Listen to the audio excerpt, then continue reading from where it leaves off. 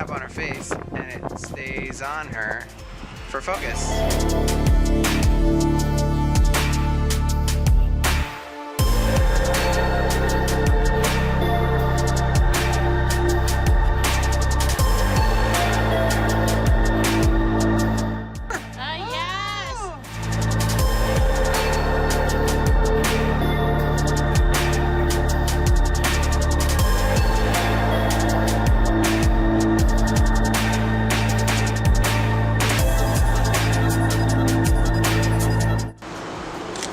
I like the shot on the phone better in this situation. Who knew?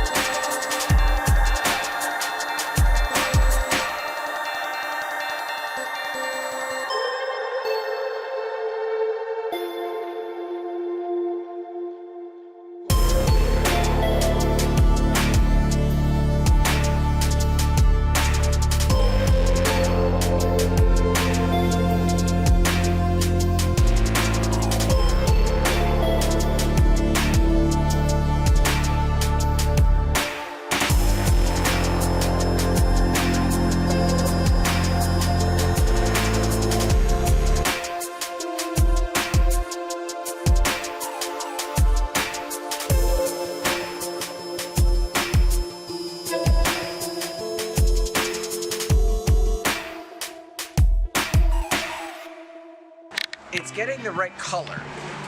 Yeah, I think the skin tone is complementary. That sometimes is difficult. Right, like you're not orange.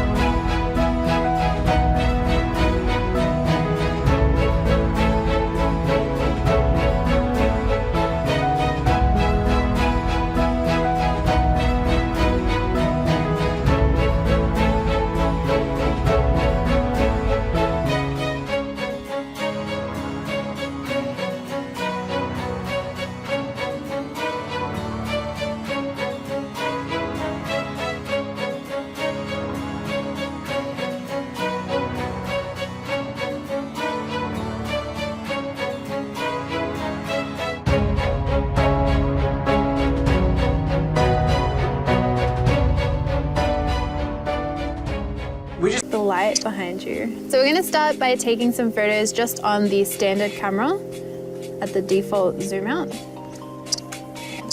That's perfect. This dress suits you so well. The Pixel 5 has a 12.2 megapixel main camera, which is the same as the Pixel 4. It has a 16 megapixel ultra-wide rear camera compared to the Pixel 4, which had a 16 megapixel telephoto rear camera. And then it has an 8 megapixel front camera, similar to the Pixel 4 as well. Just like the Pixel 4 camera, I really enjoyed using the standard camera from the Pixel 5. The rear camera has autofocus with dual pixel phase detection, and it also has optical plus electronic image stabilization. The lens itself has an aperture of f1.7 and a 77-degree field of view, which is about a 27mm on a full-frame camera. So we still have our sliders that we had with the Pixel 4. So you've got the overall brightness adjuster that you can use and the shadow booster as well. But I feel like I like it quite contrasty for this area. So I'm gonna keep that quite low. As you can see from the images we're taking, even in the shade, the photos are turning out sharp, and the Pixel 5 camera has a great balance between the highlights and shadows. Even when the sun was popping out through the trees, the image looked well exposed overall. I want to try the 2x zoom. So we'll be able to get a bit more of a closer up portrait without as much distortion on like the normal angle lens. Google decided to go in a different direction with the Pixel 5 and added in a wide-angle lens instead of a telephoto lens like in the Pixel 4. Oh, that looks nice. You can see in the telephoto images that I'm taking that the photos are not as sharp as the standard camera, but I do think they are still completely usable, keeping in mind phone camera capabilities. And now we'll do some in portrait mode. As a portrait photographer, I really enjoyed using the telephoto lens as you were able to capture really flattering portraits of people with it without the usual distortion from the standard camera when you were completely zoomed out. And then I'm going to try some portrait mode photos at 1.3x crop. So I feel like these are perfect if you want like a really nice close-up photo. However, from a different point of view, I do think the wide-angle lens is more accessible and usable by most users. If you think about it, most people use their phone for group photos or landscape and city shots while traveling, where the wide-angle would come in a lot more handy than the telephoto lens.